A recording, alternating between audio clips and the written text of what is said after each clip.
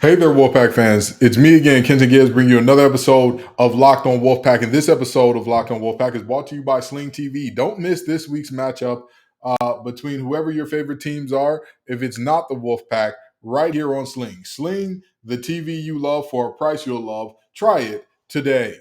By the way, Sling has a ton of channels for you, but we'll get into that a little later. Now, we're obviously going to be talking Kenton's keys as well as the Wolfpack wins if, the Orange win if, because this is the pregame episode. I know that we're about, I want to say 3 hours away from kickoff. So I want you all to know the things that you should be looking out for that I believe will be massively impactful to this game.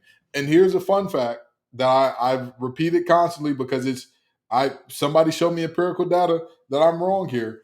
The team has never lost Ken's keys by only winning one or none of the keys laid out. They've never won a game doing that. They've never lost a game when achieving four or more of the keys. So, just saying, if you don't think Ken's keys has any value, just tell me you don't know ball without telling me you don't know ball. All right. But anywho, stick around for all that and more on today's episode of Locked on Wolfpack.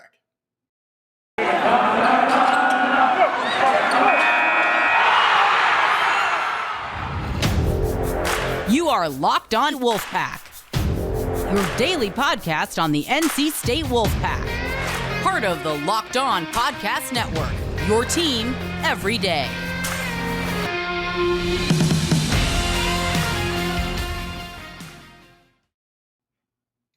So, in getting into Ken's keys today, I'm going to tell you right now, I'm going to give you a fair warning that these keys are going to be a little lopsided.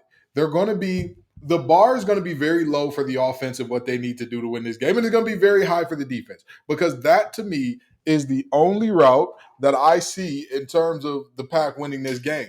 I don't, and I could be wrong here. I've been wrong before. I'll be wrong again in the future. But one thing that I don't see happening today is the Wolfpack offense going out and putting up, 48 points and running Syracuse off the field. I just don't see that happening. So with that in mind, I think that the way that I'm viewing this game is very similar to probably the way that the coaches are viewing this game. And some of the viewers, my main man Dennis, always in the comments on YouTube. Dennis said that this is going to be a game where Gibson is going to have to earn his money, and I agree. That is why these keys are so lopsided to where the defense they're barred. They're going to have to ball out. They're going to have to show and prove that they're not just a good unit. They're going to have to be an elite unit today, I believe, in order to walk out of the Carrier Dome and give Syracuse their first loss of the season. That's the only way this is going to happen, and there's no way around that. I'm sorry to tell you, there is no way around that. So let's get right into it, shall we? Looking at the keys, I'm going to start off with the offensive keys here.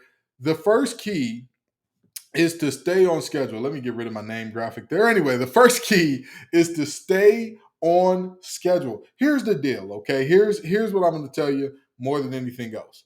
Our offense, whether Devin Leary plays or not, I think one of the most important things that you can do to protect a quarterback that is, potentially susceptible to injury, or to get a quarterback who is a backup who, may not have the passing capability, to give them a good shot at having success offensively, what you need to do is stay on schedule. Coaches have a lot of plays drawn up for 3rd and 1, for 2nd and 3, for 3rd and 3. Coaches don't have a lot of plays drawn up 3rd and 9, 3rd and 12, 3rd and 14, 3rd and 15, 2nd and 20. You don't have a ton of plays drawn up for that. And so how does the Wolfpack go about achieving that? I would say less than 6 penalties offensively and less than 5 loss of yardage plays on first downs. So the 6 penalties are for every down because regardless of the down and distance, offensive penalties are always going to be drive killers. And then you go look at the loss of yardage plays on first downs. That sets you back. That is the type of stuff that if you don't trust your quarterback to throw the ball around with a defensive backfield that has performed well like Syracuse, and you're probably going to see a lot of I could be wrong here, but I think you're going to see a lot of Garrett Williams playing on Thayer Thomas, because I think that they're going to say, hey, our best guy's going to follow around your best guy. He's got to make something happen there. I think with that setup being a potential possibility here, this team has to stay on schedule. Jordan Houston showed us what he can do a lot last game. I told y'all, I told everybody that Jordan Houston wasn't this terrible football player just because Demi had gone out and shown some good things. And he showed that what he can do. He can't do those things in 3rd and 9.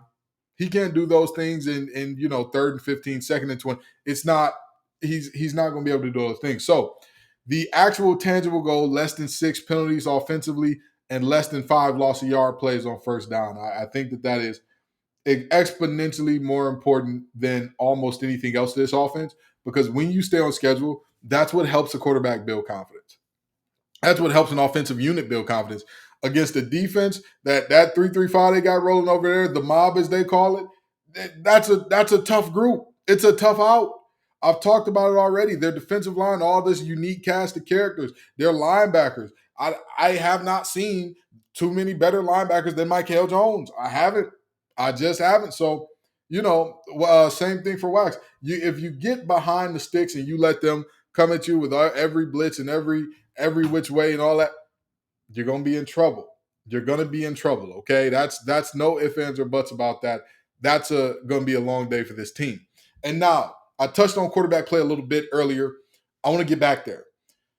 I talked about Devin Leary needing a certain QBR before, but again, I told y'all what QBR is. It's the total rating, the total sum of everything that you've done.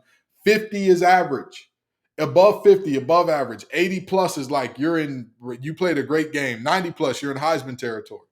The reality is the QBR this game, the QB play this game just needs to be serviceable. Serviceable, not crazy. We don't need an 80. We don't need nobody to go out there and put up, the video game numbers. We don't need no records broken today. We don't need nothing like that. We just need our quarterback to be serviceable. And if it's Jack Chambers, it's okay, because your running statistics count in QBR as well. So if Jack Chambers makes things happen with his legs a lot, hey, more power to him. We saw against Florida State, one of the weaknesses of the 3-3-5 overall is that read option. Sometimes because you are blitzing guys off the edge, and because at times they may read a player who's not coming off the edge, the edge guy can get kicked out. The guy that they're actually reading, that player is now read for, we're giving or pulling based on what that linebacker is doing. The linebacker misplays the mesh. Katie Didd's at the doorstep. Strike up the band. We're the red and white for state, and we know we are the best. That's what's going to happen, okay? So with that being said, QB play just needs to be serviceable. It doesn't need to be crazy. It doesn't need to be anything great, but take care of the ball, hit guys who are open, make good decisions. That's it. I'm not asking for 50-yard dots. Not asking for Lamar Jackson to show up and walk through those doors. Not asking for none of that. Just play good, efficient ball. If you're going to miss out of bounds. Don't miss into the hands of a defender. That's what I want for you. That is what I want for this team. Again, QB play needs to be serviceable, 55 or higher QBR. The final key is a key that is going to play into the defense. This is an offensive key, but it plays into the defense because there needs to be rest given to the defense. The reality is this. I don't know how many points our offense is going to put up. I don't know what our offense is going to look like. I honestly, I know there'll be a lot of zone running. I know that much, but I do not know what the offense is going to look like in detail. So with that in mind, this offense needs to ensure that our defense is not wore down, beat down, tore down, no ability to do the things that they need to do efficiently and successfully because they're on the field for so long. The guys on the other side of the ball are on scholarship too. I promise you, even though Syracuse has been traditionally known as a basketball school, they got some football full scholarships over there. I guarantee it. I stand by that. I know that for a fact. So with that being said, we can't just continually, get on the field, run the old run the ball, zone on first down, get stopped, get a yard or two. Second down, try to run it again, or maybe run a little hickory dickory. Here's more Tim Beck trickery on second down. And then third down, we're in third and forever, and we go ahead and run a screen or something and get off the field. We cannot have that be a regular reality. This defense, at the end of the day, Sean Tucker is the type of back that is prolific enough to where if you keep giving him the ball back, I don't care how good our defense has been playing. I do not care. I know what I know. And what I know is that you do not want a back like that coming downhill, no frills at you 30, 40 times again. You don't want that. That is not what you want. Because all it takes is that 1, 2, maybe even 3 little times where there's a hat or there's a gap and there's 2 hats. So you know what that means as a defense? If there's a gap where there are 2 hats in, there's another gap where there isn't a hat. Ooh, hold on now. And when you run into that territory, we had a saying on defense when I played. Stay in your gap because the ball will find it as soon as you leave it. Do you get where I'm going here? Do y'all remember the play last year against Syracuse? They hand the ball off to the right. Sean Tucker is cut off. We got penetration. The defensive line reestablished the line of scrimmage. However, the backside guys were collapsing, trying to make a play that wasn't theirs to make. And what did he do? Oh, well, wait a minute. Now there seems to be a good amount of room over there on the left. Back to the offense and why this is important. Give the defense rest, because when the defense is rested, they're less likely to have mental lapses like that. It's not a guarantee. That is not going to happen. There's no guarantee. There's nothing the offense can do to guarantee that the defense is it doesn't matter what happens there. However, they can do things to make it a little easier on them. So no more than 3 and outs is my final charge to offense. And again, I know some of y'all are looking at me like the bar's in hell. What's going on?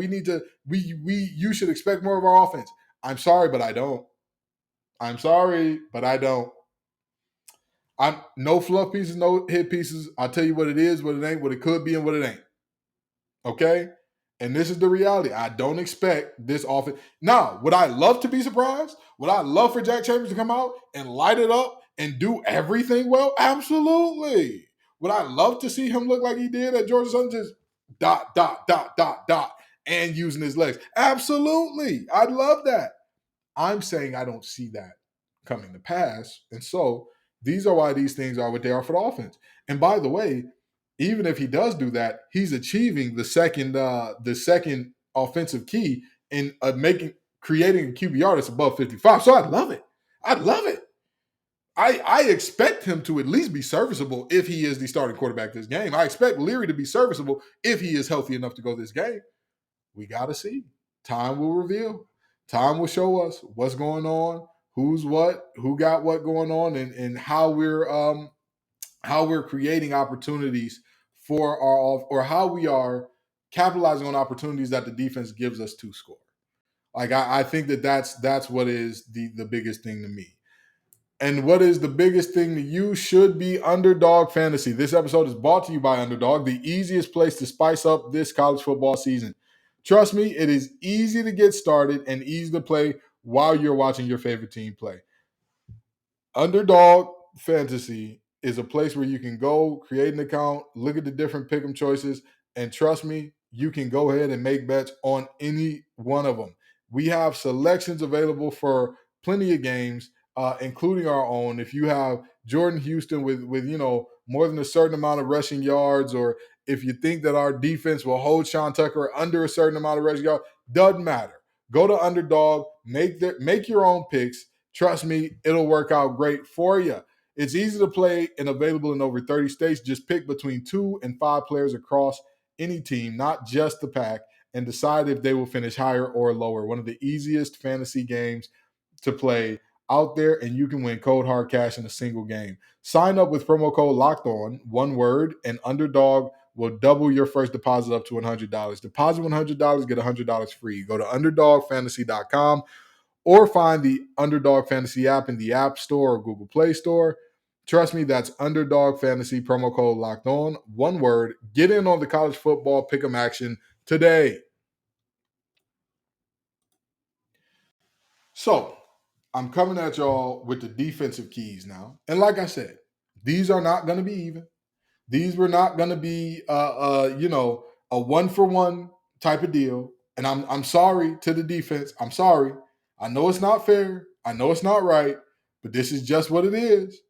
You see it in the bottom left-hand corner if you're watching on YouTube. This is Kenton's Keys episode, and I'm telling you right now, the defense, to whom much is given, much is expected. And this defense, they have shown up and shown out again and again and again. And guess what? We're going to need them to do so again today if we're going to come away from this thing with a win. We're going to need that. There's no ifs, ands, or buts about it.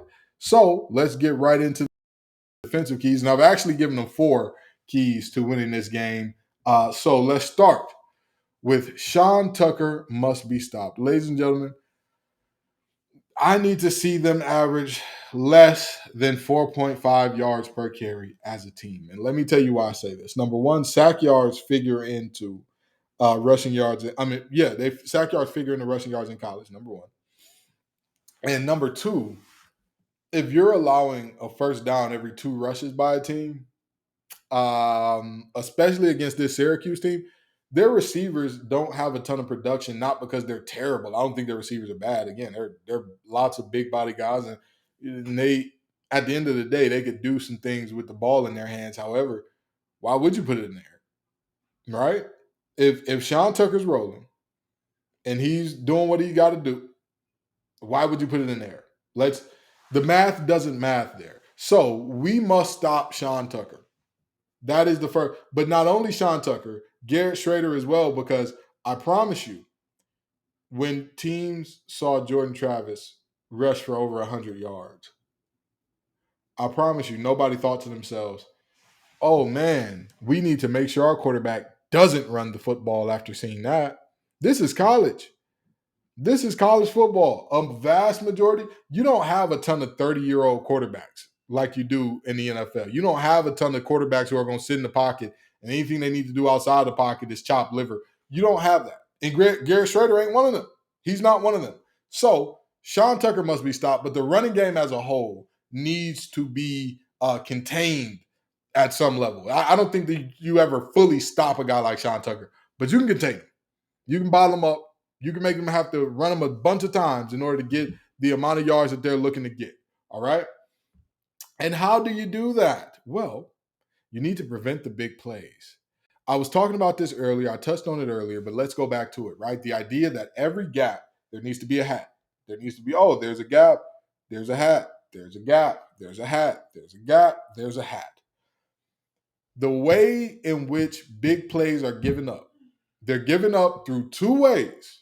They're given up through 2 simple ways. Through misalignment and misassignment, or I'm sorry, I guess 3 ways. Misalignment, misassignment, missed tackles. All of them start with a miss. All of them. All of them. I'm trusting this team to be aligned because they're old. They're old. That's misalignments come when you got a lot of young guys who haven't played a lot or a team runs hurry up. Syracuse doesn't do a lot of hurry up to the point where it's like, oh my God, like there's nothing you can do. Syracuse is coming. They don't go that fast as an offense. So misalignment should not be a problem. Misassignment in the running game against a run-heavy team, 9 times out of 10, your assignment is a run fit. A run fit is where you as an individual defender fit into stopping the run. Where is the gap that you are to be responsible for? Okay? So that's the misassignment aspect of it. And then the missed tackle part of it, we'll get to that a little later. But there needs to be no more than 3 plays of 20 yards plus. Because after watching this team, I don't think that they have enough, I don't think their offense has enough big-time ball players where you just got to tip your cap and say, hey, that guy, when he's playing like this, you just got to tip your cap and say, hey, okay, now do it again. I don't think they have that many ball players of that caliber. I don't think that that's the case. So there needs to be a hat in every gap. There needs to be sound, fundamental defense if this game is going to be won by the pack. And now I just talked about it, but we're going to delve into it again. Finish tackles after you fit the gap. No more than 8 missed tackles. That's 2 per quarter. And just being honest, that 2 per quarter could really hurt us. It really could. But the hope is, the reality is, expecting perfection never goes well, right? When you tell players, hey, I need you to be perfect, what happens is you get guys biting down on a fake handoff and getting beat to the corner on the boot. Well, what does that have to do with expecting perfection, Ken? I'll answer that in this simple way. When you expect perfection, you expect something that is not attainable. Okay. When you expect something that is not attainable, what you've created at that point, what you've created when you're asking for something that's not attainable is a mindset within the players of, oh, I've got to be Superman. I've got to do it all. I've got to make it happen. I've got to, this plays my play. This plays my play. No, no, no, no, no, no, no. This ain't SZA. This ain't the weekend. My man is your man, is her man too. This ain't none of that. Your gap is your gap. Your man is your man. Your zone is your zone. Be accountable to where you are and make the tackles when folks get there. Make the tackle when people get there. That's going to be vitally important. I don't want to put too much pressure to say y'all need to be perfect, but you need to be good at wrapping up ball carriers. That needs to happen. Before you go to create a turnover, get the tackle secured. First man, hold him up. Second, third man, do the strip and rake and all that good stuff. Get the tackle secured. Because not only is Sean Tucker their leading rusher, he's their third leading receiver. Okay, he's going to have the most touches. Yeah. With that in mind, if you are in a situation where you're missing a lot of tackles, don't worry about it. Don't worry about it. That carrier dome is going to be ruckus. It's going to be loud. It's going to be jam-packed. They're going to be going crazy.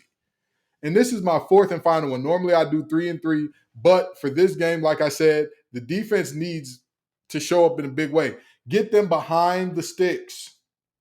Get them behind the sticks. 7 or more first down plays of 3 yards or less. Now, let me tell you why this is a little bit easier than it sounds. Number one, Syracuse, while they have an extremely high completion percentage, if we stop them from running the ball, okay, and we make them complete passes on the early downs, if they are throwing incompletions on first down, congratulations, we've already kind of gotten a good chunk of the way there.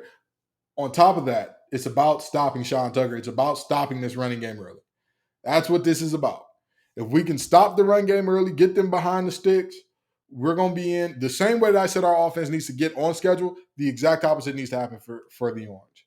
That's the only way this thing happens. That's the only way we go up to the Carrier Dome and come back victorious. If we find ways to get them off schedule, get them behind the sticks, get them to where Schrader has to be a traditional drop back passer. That's how you win. That's the moment where you win. When you let Dino and the crew get creative, when you let them into a bunch of short yardage situations, that's the problem. And I'm going to say this. This is a team that every FBS team that they play, every Power 5 team that they've played extremely close. Literally, the difference of a field goal in 2 games against other FBS teams. So this is a good Syracuse team. They're undefeated in the week 6. That says something, but they're pliable. Louisville, they beat the brakes off Louisville. So every game they played against Power 5 wasn't close. But this is a pliable team. This is a team you can do some things with them now. You can do some things with them. So I think that the Wolfpack have a chance here. I'm going to give you my prediction right after the word from our local sponsors here. All righty, so the time has come, and let me review these Ken's keys before I give you my prediction. Less than 6 penalties and 5 loss of yards plays on first downs for the offense. Stay on schedule. QB play needs to be serviceable, 55 plus QBR. Again, just a smidge above average, just a hair above average. Give the defense some time to rest, no more than 3 and outs. Sean Tucker in this running game must be stopped, less than 4.5 yards per carry. And there needs to be a mitigation or elimination of big plays, no more than 3 20-yard plus plays. Finish the tackles, no more than 8 missed tackles, and get them behind the sticks. 7 or more 3-yard or less gains on first down, all right? So my prediction for this game, I think it'll be ugly. I think it'll be mucky. I think it'll be nasty. And yes, it's going to be an indoor game. I know that. I'm saying ugly and mucky from a standpoint of just a physical, hard-nosed, grinded out, who can hold on to the rope longest type of game. And in that type of game, I think that I've got the Wolfpack winning 16-14. I could be wrong. But I think that the Wolfpack have just enough. I think we get just enough. I think our defense shows up, pitches a lights-out game outside of a drive or two or a couple of plays, or maybe our offense turns the ball over and puts them in a bad position. But I think that our defense does just enough by the hairs of our chins to get us a win. Thank you all so very much for coming out. Y'all enjoy the game today. Be safe. If you're traveling up to Syracuse, even if you're watching from the comfort of your own home, wherever you're watching the game from, be safe. Enjoy yourself. Peace and love, y'all. And as always, go Pack.